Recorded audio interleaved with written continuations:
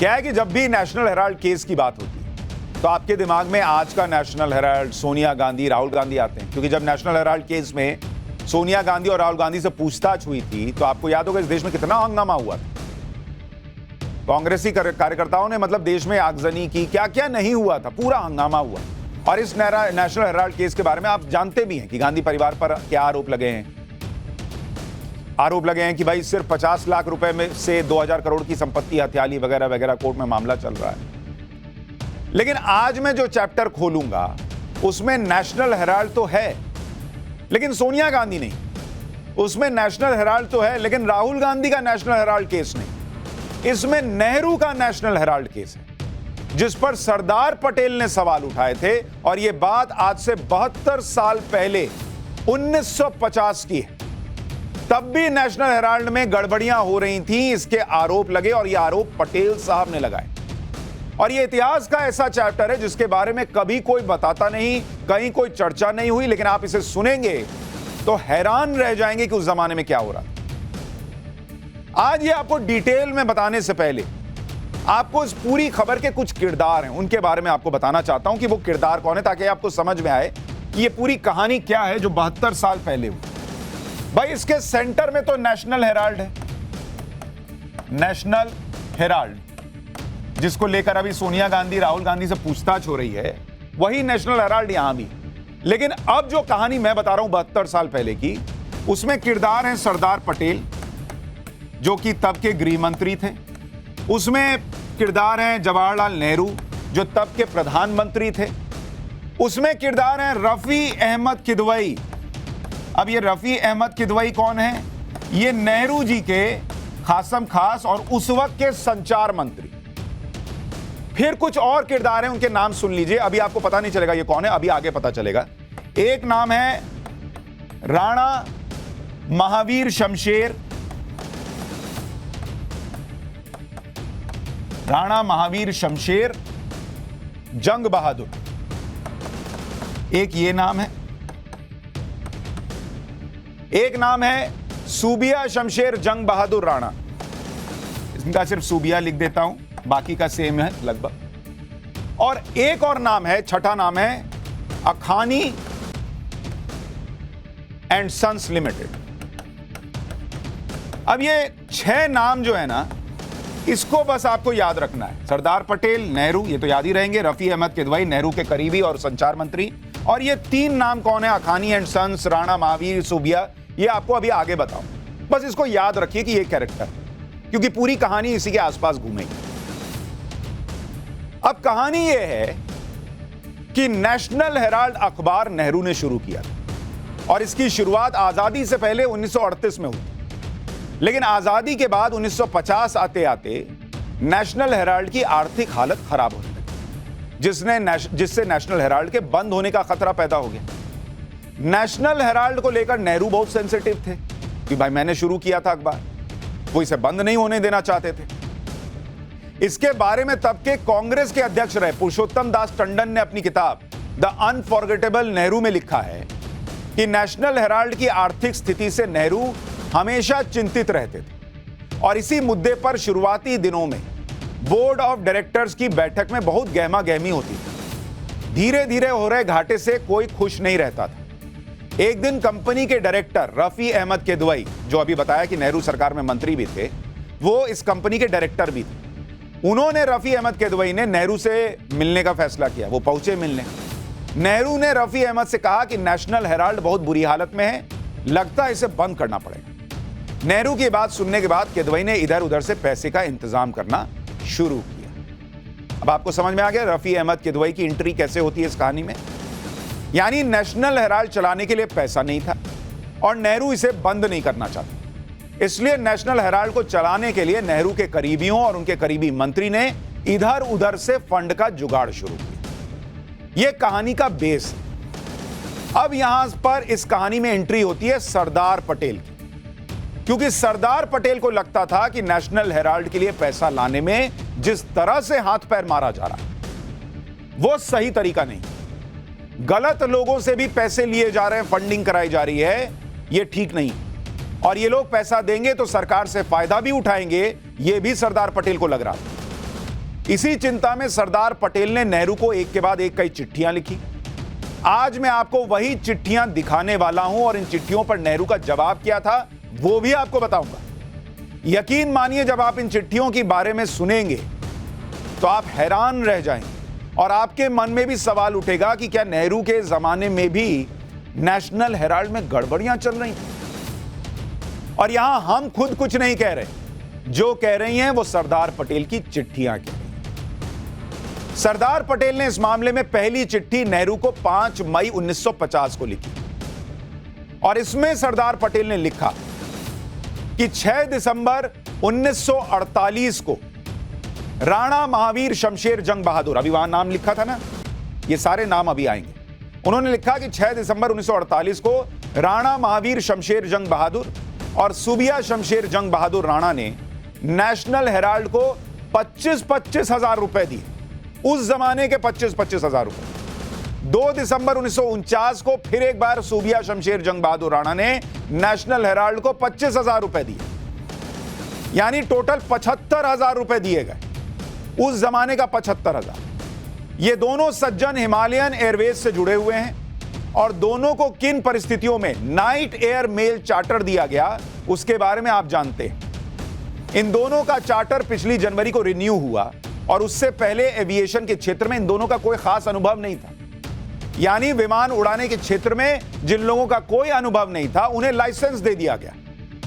यह पटेल साहब कह रहे हैं। उन्होंने यह भी कहा कि इनके खिलाफ कई शिकायतें भी मिली और उनमें से एक शिकायत जो मैं समझता हूं वो इंडियन एयरफोर्स ने की थी। यानी जिनसे 75 हजार रुपए लिए गए, सरदार पटेल कह रहे हैं कि उनको एक तो लाइसेंस दिया गया बिना अनुभव के, और जिसके खिलाफ इंडियन एयरफोर्स शिकायत कर चुका है, ऐसे लोगों से नेशनल हेराल्ड के लिए फंडिंग ले रहे हैं आप। इसी पत्र में सरदार पटेल ने आगे लिखा कि messrs Indian overseas airlines, messrs Akhani and sons limited, messrs exchange bank of India and Africa limited, messrs Daudi Haji Nasir and company, messrs union life and general insurance company limited, ये 5 कंपनियों के नाम। इन सभी कंपनियों ने 13 जुलाई 1948 में नेशनल हेराल्ड को 5-5 हजार रुपए दिए। मैं बाकियों के बारे में नहीं जानता, लेकिन Indian overseas airlines, Akhani and sons, अभी लिखा था ना वहां अखानी एंड सन्स, अब देखिए उसकी एंट्री हुई। पटेल साहब कह रहे हैं कि अखानी एंड सन्स लिमिटेड और exchange bank of India and Africa limited, ये सभी अखानी के कामकाज से जुड़ी हुई थी। अखानी की पहली कंपनी को जनवरी 1949 में बिना किसी विज्ञापन और बिना टेंडर निकाले ही नाइट एयर मेल का कॉन्ट्रैक्ट मिल गया, जिसका काफी विरोध हुआ था। और टाटा और एयर सर्विसेज ऑफ इंडिया जैसी कंपनियों ने गलत तरीके अपनाने का आरोप भी लगाया। जिस अखानी ने नेशनल हेराल्ड को फंड दिया था, उसके बारे में सरदार पटेल आगे लिखते हैं कि अखानी पर सरकार से धोखा करने का एक केस है और उसने केस खत्म करने के लिए बहुत कोशिश की, जिसे मैं लगातार मना करता रहा हूं। अखानी और उनके 4 बेटों के खिलाफ केस बंबई की सेशंस कोर्ट में चल रहा है। तो पटेल साहब कह रहे हैं कि जिस पर केस चल रहा है कि उसने सरकार को धोखा दिया, आप उससे पैसा ले रहे हैं नेशनल हेराल्ड केस में। सरकार से धोखा करने का केस जिस व्यक्ति पर हो, उससे इस तरह की फंडिंग लेने से हमारी आलोचना होगी, सरदार पटेल ने कहा। इस विषय पर मैंने आपको पहले जो कुछ बताया है उसमें मुझे शायद ही कुछ जोड़ने की जरूरत है। यानी सरदार पटेल जिन बातों को, 3 बातों को लेकर चिंतित थे और जिसका वो जिक्र जवाहरलाल नेहरू की चिट्ठी में कर रहे थे, वो पहली बात यह थी कि जब ट्रैक रिकॉर्ड खराब है, ट्रैक रिकॉर्ड खराब, तो भाई आप उससे पैसा क्यों ले रहे हो? भाई ये बताया ना आपको, राणा महावीर और सूबिया, इनके ऊपर आरोप है कि भाई एयरफोर्स ने इनके लिए जो है वो सवाल उठाए थे। इनका कोई अनुभव नहीं, उनको लाइसेंस दे, इनसे पैसा क्यों ले रहे हो? दूसरा कि सरकार से फायदा, ये ऐसे लोग हैं जिनसे आप पैसा ले लोगे तो कल को सरकार से ये फायदा लेंगे, आप इनसे पैसा क्यों ले रहे हो भाई? क्यों चंदा ले रहे हो? और तीसरा उन्होंने सवाल उठाया कि सरकार से जो धोखा करके बैठा है, जिस पर केस चल रहा है, जो मुझे चिट्ठी पे चिट्ठी लिख रहा, प्रेशर बना रहा कि मेरा केस खत्म कर दीजिए, ये अखानी एंड सन्स, उससे आप पैसा ले रहे हो। ऐसे ऐसे लोगों से आप पैसा ले रहे हो नेशनल हेराल्ड को बचाने के लिए। अब आपके मन में होगा कि इस पे नेहरू जी ने क्या जवाब दिया होगा, वो बताऊंगा, लेकिन उससे पहले आपको एक चीज और समझाना चाहता हूं। नाइट एयर मेल सर्विस की बात हुई। सरदार पटेल ने नेहरू को लिखी चिट्ठी में कहा था कि नाइट एयर मेल सर्विस में इनको मौका दिया गया। अब ये क्या था और क्यों इसका परमिट हिमालयन एयरवेज नाम की कंपनी को मिलने पर सरदार पटेल चिंतित थे, वो सुनिए। नाइट एयर मेल सर्विस को नेहरू सरकार में देश के पहले संचार मंत्री रहे रफी अहमद किदवई ने शुरू किया था। नाम समझ में आया? 30 जनवरी 1949 को नाइट एयर मेल सेवा की शुरुआत हुई। इस योजना में रात में भी पत्रों को हवाई जहाज से एक जगह से दूसरी जगह भेजा जाता था। मतलब रात में प्लेन से चिट्ठियां इधर उधर जाती थी। इसके तहत हिमालयन एयरवेज को नो गारंटी बेसिस पर ऑपरेशन का परमिट दिया गया। जिसको चला कौन रहा था? वही लोग जो नेशनल हेराल्ड को पैसा दे रहे थे। वो भी तब जब हिमालयन एयरवेज उस समय नियमित उड़ान नहीं भरता था, यानी शेड्यूल्ड ऑपरेटर नहीं था। और इसी आधार पर इंडियन एयरफोर्स ने हिमालयन एयरवेज का विरोध किया था, शिकायत की। अब समझ में आया क्यों पटेल साहब कह रहे थे कि इन लोगों से पैसा क्यों ले रहे हो? जब सरदार पटेल ने नेहरू जी को चिट्ठी लिखकर नेशनल हेराल्ड की संदिग्ध फंडिंग की बात उठाई, तो उसी दिन आनन फानन में नेहरू जी ने पटेल को चिट्ठी का जवाब दिया। अब क्या जवाब दिया वो सुनिए। उन्होंने कहा कि नेशनल हेराल्ड की फंडिंग के मामले को गहराई से देखने के लिए मेरे पास समय नहीं। मतलब पहले तो उन्होंने इस पर डाल दिया कि मेरे पास टाइम नहीं था, इसलिए मैं गहराई से नहीं देख पाया। फिर आगे कहते हैं कि लेकिन मैंने इसके बारे में फिरोज गांधी से पूछा। फिरोज गांधी कौन? नेहरू जी के दामाद और इंदिरा गांधी के पति। उन्होंने नेहरू को बताया कि 2 साल पहले राणा महावीर शमशेर जंग बहादुर और सुबिया, जिनका नाम अभी मैंने लिया, इन्होंने नेशनल हेराल्ड से 1 लाख रुपए के शेयर खरीदने का वादा किया, लेकिन दोनों नहीं आए। उसके बाद नेपाल कांग्रेस के कार्यकर्ता सूरज उपाध्याय, जो फिरोज के साथ जेल में थे, उसी सूरज उपाध्याय ने राणा महावीर शमशेर जंग बहादुर और सुबिया जंग बहादुर राणा की तरफ से शेयर खरीदने का वादा किया। यह साल 1948 के मध्य की बात है। उसके कुछ महीने बाद 50,000 रुपए के शेयर खरीदे गए और राणा महावीर शमशेर जंग बहादुर और सुबिया ने के नाम पर अलॉट किए गए। 1 साल बाद फिर से 25,000 रुपए के शेयर खरीदे गए, जिसके बाद राणा महावीर शमशेर जंग बहादुर और सुबिया शमशेर जंग बहादुर राणा ने कहा कि वो इससे ज्यादा के शेयर नहीं खरीद सकते। आपने फंडिंग से मिली जिस रकम का जिक्र किया वो बहुत छोटी है। मतलब नेहरू जी मान रहे हैं कि 75,000 रुपए नेशनल हेराल्ड में आए, वो कह रहे हैं शेयर के मार्फत आए। लेकिन भाई वो तो ये कह ही नहीं रहे पटेल साहब की शेयर के मार्फत आए या कैश आए या चेक से आए। वो कह रहे इन लोगों से क्यों ले रहे हो जिनके ऊपर सवाल खड़े हो रहे हैं। इंडियन एयरफोर्स जो है वो सवाल खड़े कर रही है। उसका जवाब इस चिट्ठी में नहीं है। इसी पत्र में नेहरू ने राणा महावीर शमशेर जंग बहादुर और सुबिया बहादुर राणा की हिमालयन एयरवेज को मिले नाइट एयर मेल कॉन्ट्रैक्ट के बारे में भी बताया।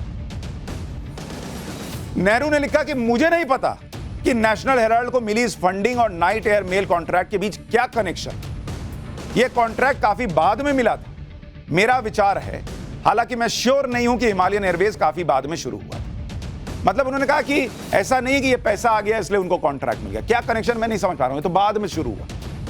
अब यह पॉइंट पकड़ के रखिएगा, आगे बताऊंगा इस पर पटेल साहब ने क्या। इसके अलावा नेहरू ने अपने पत्र के आखिर में लिखा कि हम सभी सामाजिक कार्यों के लिए कभी ना कभी फंड प्राप्त करते हैं। क्या इस तरह के फंड को मना कर देना चाहिए या फिर उन्हें कुछ विशेष परिस्थितियों में स्वीकार कर लेना चाहिए? नेहरू ने जो जवाब दिया उसे सुनकर आपको भी लग रहा होगा कि सरदार पटेल ने जो सवाल किया तो उसका सीधा जवाब तो दिया नहीं इन्होंने, और इस तरह की फंडिंग तो होती रहती है, इस तरह का तर्क देकर सवाल को तो टाल दिया।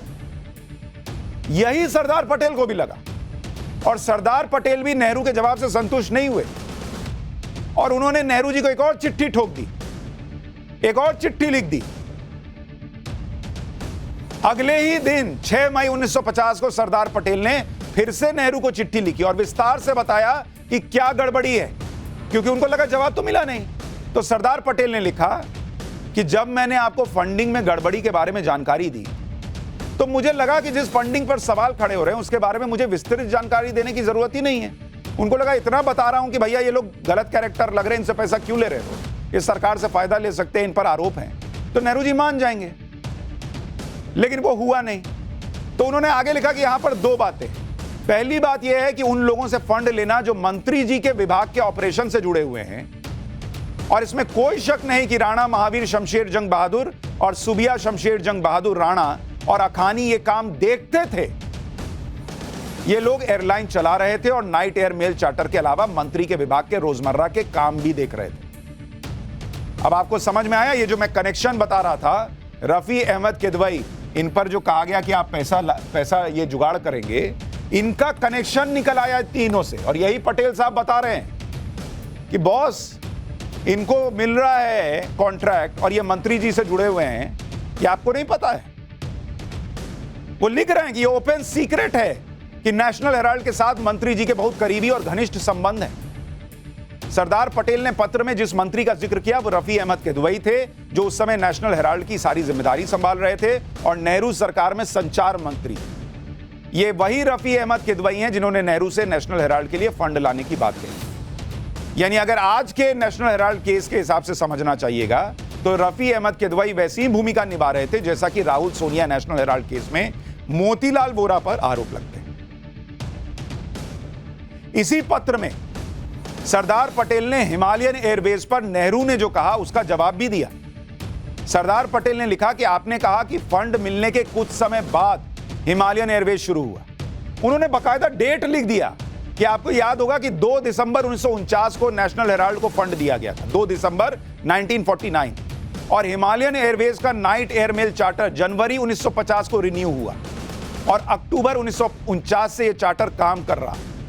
यानी फंडिंग के बाद इनका अकाउंट जो है वो रिन्यू हुआ और फंडिंग के पहले ये चला रहे थे कामकाज, ये उन्होंने याद दिलाया बाकायदा डेट लिखकर। जिस फंडिंग की बात मैं कर रहा हूं वो अलग नेचर के हैं और इसमें चैरिटी का भी कोई सवाल नहीं है। ये भी पटेल साहब ने नेहरू जी को याद दिलाया, क्योंकि लास्ट लाइन में वो लिखे थे कि सामाजिक जीवन में तो ये सब होता है। तो उन्होंने कहा बॉस ये चैरिटी का सवाल नहीं है, ये अलग तरह की फंडिंग हो रही है, गलत लोग कर रहे हैं, इस पर मैं प्रश्न उठा रहा हूं।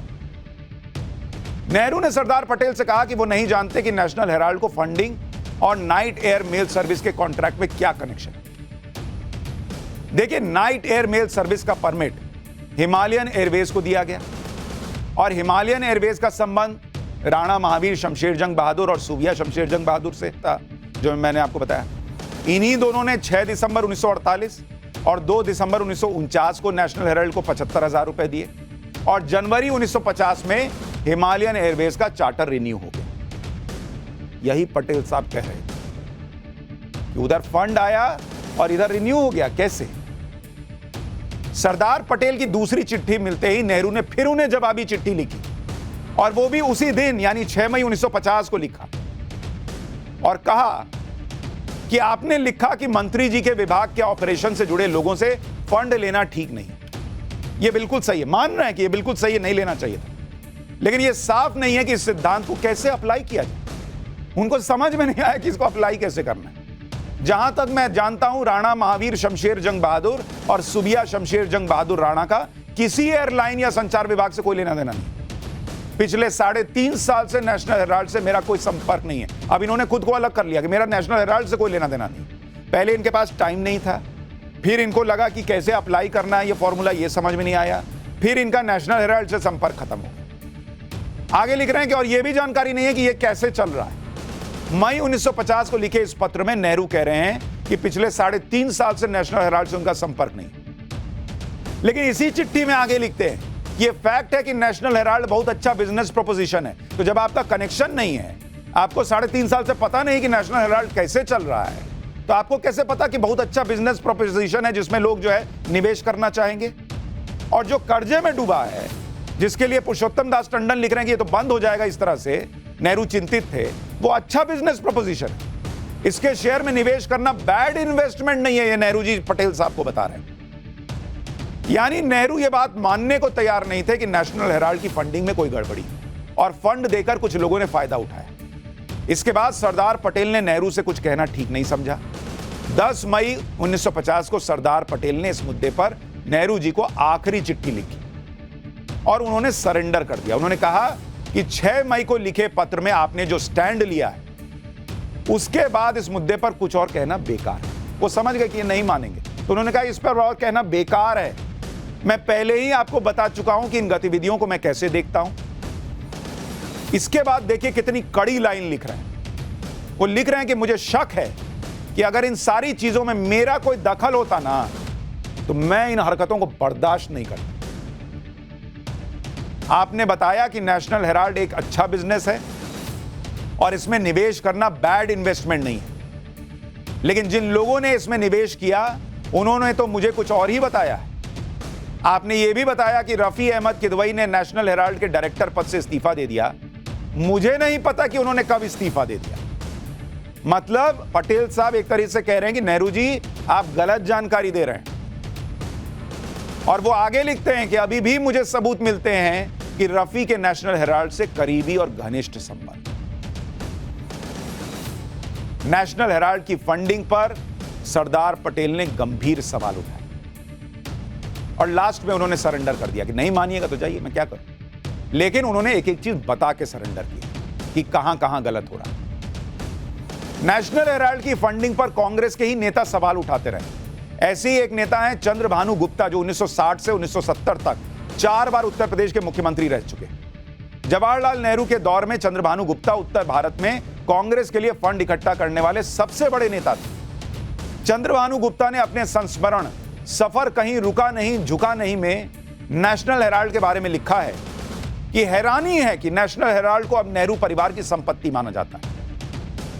नेशनल हेराल्ड के लिए किस तरह से फंड इकट्ठा किया गया, अगर कोई जांच आयोग इसकी जांच करता तो बड़ा खुलासा होगा। शुरू से ही नेशनल हेराल्ड की नीति नेहरू और उनकी बेटी इंदिरा को बढ़ावा देने की थी। नेशनल हेराल्ड के लिए प्रेस की आजादी का मतलब नेहरू परिवार की गलत नीतियों की आलोचना करने वालों पर हमला करना था। यह कांग्रेस के नेता, उत्तर प्रदेश के मुख्यमंत्री रह चुके चंद्रभानु गुप्ता लिख रहे हैं। यानी नेशनल हेराल्ड पर सवाल आज से नहीं, 72 साल पहले से उठा। नेशनल हेराल्ड पर सवाल सोनिया राहुल के जमाने से नहीं, जवाहरलाल नेहरू के जमाने से उठा। और नेशनल हेराल्ड पर सवाल कोई और नहीं बल्कि सरदार पटेल और उस समय के कांग्रेसी उठा।